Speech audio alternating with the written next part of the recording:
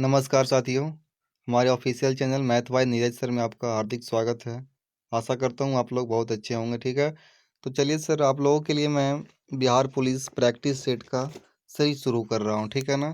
जिसमें से मैं आपको टॉप 20 क्वेश्चन को चूज करके आज लाया हूँ, जो पार्ट 1 है। और बाकी के क्वेश्चन पार्ट 2 और पार्ट 3 वीडियो में आज ही प्रोवाइड आपको करवा दूंगा, ठीक है ना। तो चलिए आज हम लोग स्टार्ट करते हैं क्वेश्चन नंबर 1 से। बहुत ही चुनिंदा क्वेश्चन है, ऐसे क्वेश्चन ही मॉडल क्वेश्चन कहलाते हैं। ऐसे क्वेश्चन हमेशा एग्जाम में आते हैं। ये हो सकता है तो आपको प्रीवियस क्वेश्चन भी देखने को इसमें मिलेगा आपको, ठीक है ना। तो चलिए बने रहिए मेरे साथ। अगर आप चैनल पर अभी नए हैं तो प्लीज़ चैनल को सब्सक्राइब करके वीडियो को लाइक कर दीजिए, और हो सके तो अपनों दोस्तों के पास शेयर कर दिए ताकि उनको भी इससे लाभ हो, ठीक है। चलिए देख रहा है क्वेश्चन नंबर 1 क्या कह रहा है। क्वेश्चन नंबर 1 कह रहा है, संविधान सभा में संसदीय प्रणाली को राष्ट्रपति प्रणाली की तुलना में अधिक अहमियत दिया गया है। क्यों दिया गया भाई? तो इसके 2 3 4 3 ऑप्शन दिया हुआ, और एक ऑप्शन है आपका उपयुक्त में से सभी, ठीक है ना। तो चलिए देखते हैं क्या कहता है। इसके संचालन का कुछ अनुभव था और कार्यपालिका संस्थाओं को जारी रखने से अनेक लाभ थे। सही है। फिर कह रहा है, संभवतः उन्हें ऐसी नियतकालिक कार्यपालिका पसंद थी जिसे हटाया नहीं जा सकता है। ये भी सही है। बहुवादी समाज तथा विविधताओं से भरपूर देश के सभी हितों के लिए अनुकूल थी। ये भी सही है। तो ऑप्शन नंबर इसका क्या हो जाएगा? डी, उपयुक्त में से सभी। क्या हो जाएगा? उपयुक्त में से सभी। ऑप्शन नंबर डी करेक्ट हो जाएगा इसका, ठीक है ना। चलिए देखते हैं अगला क्वेश्चन। पाटलिपुत्र को किस शासक ने सर्वप्रथम अपना राजधानी बताया था? चलिए जल्द से जल्द बताइए। पाटलिपुत्र को किस शासक ने सर्वप्रथम अपना राजधानी बनाया था, ठीक है। तो चलिए बताइए। सर्वप्रथम राजा जो उदयीन थी, उसने सर्वप्रथम पाटलिपुत्र को अपना राजधानी बनाया था। ये जो उदयीन था ये क्या था? ये था जो हर्षक वंश था, उसका शासक था। किसका शासक था? हर्यक वंश का। और हर्यक वंश का स्थापना किसने किया था? हर्यक वंश की स्थापना बिंबिसार ने किया था, ठीक है ना। ये सब नोट कर लीजिएगा, बहुत ही इंपॉर्टेंट हो जाएगा कि एक ऑप्शन से कई सारे क्वेश्चन को बनाना ही क्वेश्चन को एनालिसिस कहलाता है, ठीक है। तो हम लोग एनालिसिस करते हुए चलेंगे, ठीक है ना। कह रहा है, नालंदा विश्वविद्यालय किस लिए प्रसिद्ध था, ठीक है। नालंदा विश्वविद्यालय किस लिए प्रसिद्ध था? तो नालंदा विश्वविद्यालय बौद्ध दर्शन के लिए प्रसिद्ध था। क्या किस लिए प्रसिद्ध था? बौद्ध दर्शन। ऑप्शन नंबर सी करेक्ट हो जाएगा इसका, ठीक है। और देखिए, नालंदा विश्वविद्यालय की स्थापना किसने किया था? इससे क्वेश्चन बन सकता है ना कि नालंदा विश्वविद्यालय की स्थापना किसने किया था। तो गुप्त शासक कौन? गुप्त शासक, क्या नाम था गुप्त शासक को? कुमार गुप्त एक ने किया था। कुमार गुप्त एक ने नालंदा विश्वविद्यालय का स्थापना किया था, ठीक है ना। चलिए बढ़ते हैं अगले क्वेश्चन की तरफ। क्वेश्चन नंबर 4 को देखिए।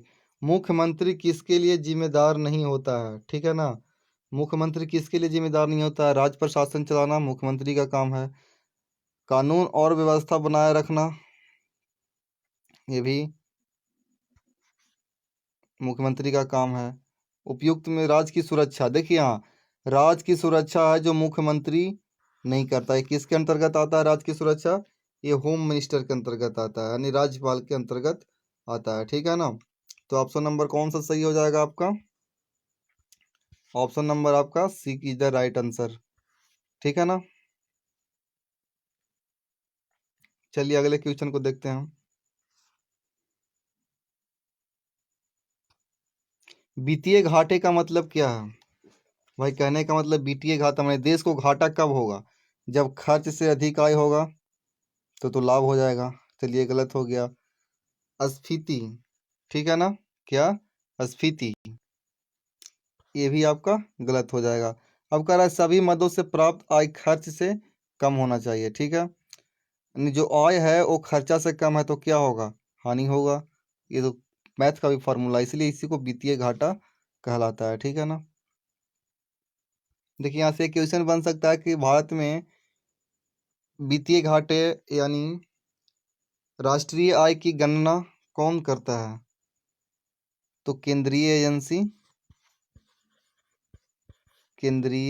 एजेंसी जिसका नाम है NSO, ठीक है ना। ये है जो क्या करती है, भारत में राष्ट्रीय आय की गणना करती है, ठीक है। चलिए क्वेश्चन नंबर 6 को देख लेते हैं। ये इंग्लिश का क्वेश्चन है। क्या इंग्लिश का क्वेश्चन? इंग्लिश में कह रहा है change the following sentence from active to passive voice, ठीक है ना। एक्टिव टू पैसिव में इसे चेंज करने बोल रहा है। क्या है क्वेश्चन? मिस्टर कुमार टीचेज अस इंग्लिश, ठीक है ना। मिस्टर कुमार टीचेज अस इंग्लिश, यहाँ देखिए टीचेज की जगह आर की जगह एस यहाँ होगा, ठीक है ना। और आर मिटरेगा यहाँ से, ठीक है। तो क्या हो गया? मिस्टर कुमार टीचेज अस इंग्लिश। इसको पैसिव वॉइस में बदलना है, ठीक है ना। तो अस का सब्जेक्ट क्या होगा? बी हो जाएगा। और देखिए कौन सा टेंस का है? प्रेजेंट इंडेफिनिट टेंस में। तो बनेगा कौन में? इसका बनाने का नियम प्रेजेंट इंडेफिनिट के पैसिव वॉइस में इज, एम और आर लगाकर बनाते हैं ना, और प्लस में V3 करते हैं। यही करते हैं ना, subject plus EJMR plus V3। तो सब्जेक्ट क्या हो गया? बी। तो बी के साथ क्या लगेगा? आर लगेगा। तो जिसमें बी के साथ आर लगा हुआ है उसी को करेक्ट मार के चलेंगे। ऑप्शन नंबर ए आपका सही हो जाएगा, ठीक है ना। क्वेश्चन नंबर 7 को देखते हैं। Choose the correct suffix to complete the word in the given sentence. यानी सफिक्स चूज करने का रहा है किसमें? ये जो सेंटेंस दिया हुआ है, ये जो लास्ट वर्ड है इसमें कौन सा सफिक्स लगेगा ताकि ये सही हो जाए। सफिक्स का मतलब कि जो लास्ट में जुड़ता है, ठीक है ना। तो कह रहा है बिकॉज ऑफ केयरलेस, यानी बिकॉज ऑफ यहाँ पे क्या है? एक प्रीपोजिशन है, ठीक है ना। तो बिकॉज ऑफ क्या है? एक प्रीपोजिशन है। क्या है? प्रीपोजिशन है, ठीक है ना। तो प्रीपोजिशन के साथ हमेशा नॉन लगता है। प्रीपोजिशन के बाद क्या आता है? नॉन आता है। और केयरलेस को नॉन बनाने के लिए क्या लगाना पड़ेगा? NESS, carelessness. यानी ऑप्शन नंबर बी सही हो जाएगा आपका, ऑप्शन नंबर बी, ठीक है ना। चलिए देखते हैं अगले प्रश्न की तरफ। क्वेश्चन नंबर 8 को देख लेते हैं, ठीक है। Choose the correct translation of the following sentence.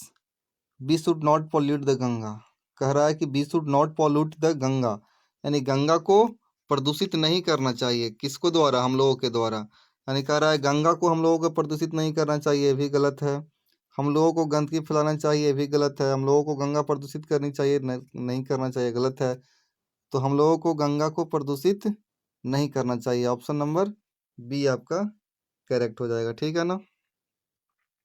चलिए देखते हैं अगले क्वेश्चन की तरफ। अगला क्वेश्चन कह रहा है choose the alternative which is the best substitute of word sentence. Irritating conveyance, irritating conveyance जैसी आएगा इसका मतलब होता है परेशानी, ठीक है ना। परेशानी। तो देखिए ट्रांसलेटिव का मतलब भी परेशानी नहीं होता है, हैसल का मतलब परेशानी होता है, ठीक है ना। हैसल मीन्स परेशानी। तो ऑप्शन नंबर आपका बी सही हो जाएगा, ठीक है। क्या सही हो जाएगा? Option number B. Option number B is the right answer of this question. चलिए बढ़ते हैं अगले क्वेश्चन की तरफ।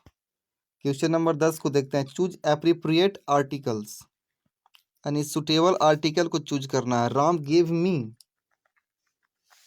1 रुपीज नोट, ठीक है ना। तो इसको में आर्टिकल का प्रयोग करना है, ठीक है।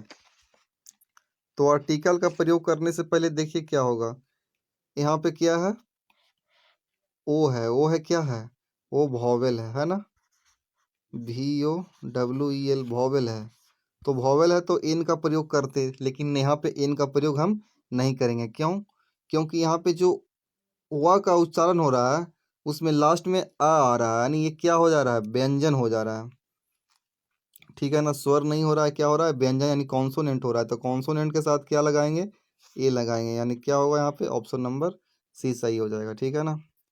तो चलिए देखते हैं अगले क्वेश्चन की तरफ।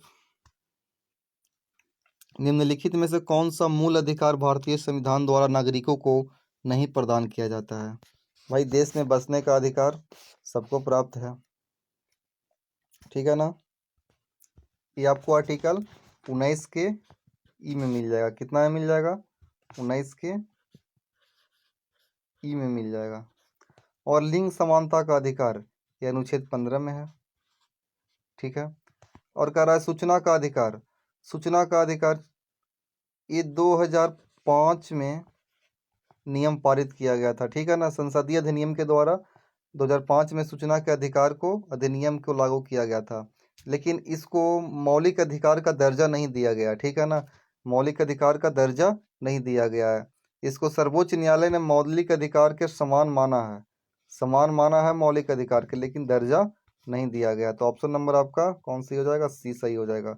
देखिए, शोषण का विरुद्ध अधिकार है, इसको जान लीजिए, अनुच्छेद 23 व 24 दोनों में मिलता है। ठीक है ना। तो चलिए बढ़ते हैं अगले क्वेश्चन की तरफ। क्वेश्चन नंबर 12 को देखते हैं। भारत के पहले कार्बन न्यूट्रल गांव के रूप में किस गांव को विकसित किया गया? ठीक है ना। तो कार्बन न्यूट्रल का सबसे पहले उद्देश्य क्या है? कम से कम कार्बन उत्सर्जन करना और एक स्वच्छ और हरित पर्यावरण बनाना। ठीक है ना। तो ये सबसे पहले भिवंडी तालुका जो कि महाराष्ट्र में है, इसमें लागू किया जाएगा। ऑप्शन नंबर ए आपका करेक्ट हो जाएगा। ठीक है ना। क्वेश्चन नंबर 13 को देखते हैं। भारत में झूम खेती के अंतर्गत भूमि का सर्वाधिक प्रतिशत किस राज्य में है? झूम खेती का सर्वाधिक प्रतिशत किस राज्य में है? झूम खेती पर्यावरण की दृष्टि से क्या है? हानिकारक है। ठीक है ना। ये क्या है? एक ऑप्शन यहाँ पे बन जाएगा पर्यावरण के दृष्टि से, पर्यावरण के दृष्टि से हानिकारक है। क्या है? हानिकारक है। ठीक है ना। तो देखिए, झूम कृषि जब भी आए तो ये नागालैंड में होगा। ठीक है ना।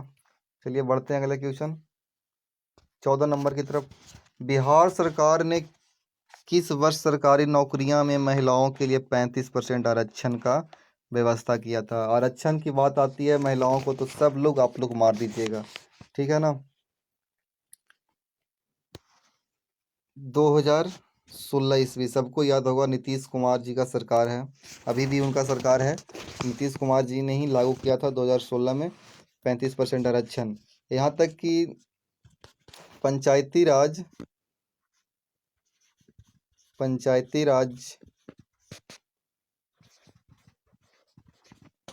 और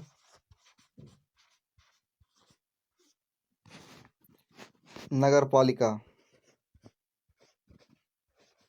पंचायती राज और नगर पालिका में 50% सीट आरक्षण है महिलाओं के लिए। ठीक है ना। ये भी नोट कर लीजिएगा। पंचायती राज और नगर पालिका में कितना परसेंट आरक्षण है? तो 50% महिलाओं को आरक्षण किया गया। ठीक है ना। और ये भी एक बात याद करिएगा कि बिहार में सर्वाधिक पुलिस में महिलाओं का अनुपात ज़्यादा है। कौन राज्य में? तो बिहार में, यानी हमारे बिहार में सर्वाधिक महिलाओं का अनुपात है। ठीक है ना, पुलिस में। क्वेश्चन नंबर 15 को देखते हैं हम लोग। बिहार का सर्वोच्च साहित्यिक सम्मान कौन सा है? ठीक है ना। बिहार का सर्वोच्च सम्मान कौन सा है? देख लेते हैं कौन सा है जो। राजेंद्र सम्मान। ठीक है। ऑप्शन नंबर बी आपका सही है। जो कालिदास सम्मान है क्या है? ये एमपी सरकार के द्वारा दिया जाता है, मध्य प्रदेश का सरकार द्वारा दिया जाता है। सरस्वती पुरस्कार दिया जाता है के बिरला, के बिरला फाउंडेशन, के बिरला फाउंडेशन के द्वारा दिया जाता है। ठीक है ना। तो ऑप्शन नंबर कौन हो गया आपका? बी। चलिए देखते हैं अगले क्वेश्चन की तरफ। क्वेश्चन नंबर 16 कह रहा है शिक्षा और संस्कृति किसका रचना है? शिक्षा और संस्कृति आप लोग 10वां में पढ़े होंगे, Mahatma Gandhi. Option number A. ठीक है। बढ़ते हैं अगला 17। अति सुदूर स्नेह का मार्ग है जहाँ नेकु सयानप बांक नहीं, उपरोक्त पंक्ति किनका है? तो एक कविता, ये भी क्लास 10वां का है, घनानंद जी। ठीक है ना। बढ़ते हैं अगले क्वेश्चन की तरफ। क्वेश्चन नंबर 18 का रहा है, 20 के दांत किसकी रचना है? ये भी 10वां क्लास का है, यानी सब 10वां का तो हिंदी क्वेश्चन है। 20 के दांत का रचना कौन है? नलिन बिलोचन शर्मा, ठीक है ना। ऑप्शन नंबर सी आपका करेक्ट है, ठीक है। चलिए बढ़ते हैं 19 नंबर क्वेश्चन की तरफ। 19 नंबर क्वेश्चन कह रहा है, सही बर्तनी वाले शब्द का चयन करें। सही बर्तनी कौन है? यानी भूलक्कड़, ये गलत हो गया। भूलक्कड़, ये भी गलत है। और देखिए यहाँ क्या लिखा हुआ है, भूलक्कड़, ये भी गलत है। यानी भूलक्कड़ आपका सही होगा, ऑप्शन नंबर डी सही है, ठीक है ना। भूलक्कड़ का मतलब क्या होता है? भूलने वाला। भूलने वाला को क्या कहते हैं? भुलक्कड़, ठीक है ना। चलिए देखते हैं लास्ट क्वेश्चन, सही कर्तृवाच्य क्या है? ठीक है ना। सरला ने फल खाया का कर्तृवाच्य क्या होगा? ठीक है, 20 नंबर क्वेश्चन यही है ना। तो देखिए ये कौन सा टेंस है? प्रेजेंट इंडेफिनिट टेंस, ठीक है ना। अब देखिए कि प्रेजेंट इंडेफिनिट टेंस में ये है नहीं है, ये है नहीं है, ये है नहीं है, तो क्या हो जाएगा? सरला फल खाती है, प्रेजेंट इंडेफिनिट में है कि नहीं? तो ऑप्शन नंबर आपका डी करेक्ट हो जाएगा, ठीक है। चलिए वीडियो पसंद आया तो प्लीज़ चैनल को सब्सक्राइब करके लाइक कर दीजिए और अपने दोस्तों के पास शेयर भी कर दीजिए, ठीक है ना। और हमारे साथ आने वाले क्वेश्चन को जल्दी देखने के लिए चैनल को सब्सक्राइब आप भी कर लीजिए, ठीक है ना। फिर मिलते हैं अगले वीडियो के साथ, जिसमें और अगला आपका सीरीज चालू होगा क्वेश्चन नंबर 21 से, ठीक है ना। तब तक के लिए जय हिंद दोस्तों।